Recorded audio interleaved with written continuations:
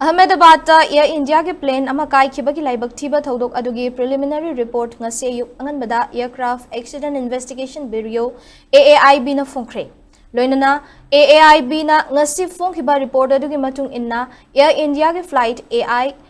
171 adu hek paikhat paga ikui kuijana engine Animakta Thao supply piba tokkibagi Pheebam Thengnakhre Thao supply tawkhidabana maram oiraga engine Animak mathau tawba lepkhi amadi Ramjet AIR turbine haibadi engine Animak fail oirakpadagi turbine unghanduna plane da power supply pinaba RAT hairaga khangnaba plane gi part adu deploy tawkhi haina lamai taramanga sangba preliminary report adu da palli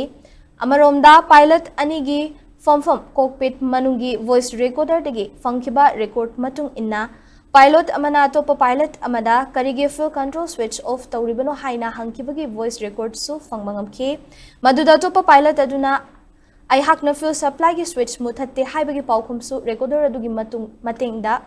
matengdagi taba fangki haina AAIB preliminary report aduda fongdorakli panbayai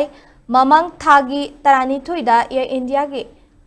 Boeing 7872-8 Dreamliner plane ama Ahmedabad tagi London gi Gatwick tamna paibagi lambida runway dagi paikhat kibaga ikan kanadana Ahmedabad airport ki manakta leiba medical college amagi hostel mess building amada tashinduna kaikibani maduda tongkiba Manipur dagi crew member ani yauna mioi cheni gi ninfumathoi siraga supnagi mioi amakak hinghokibani loinana makhada leiramba mioi kun hena su sikibani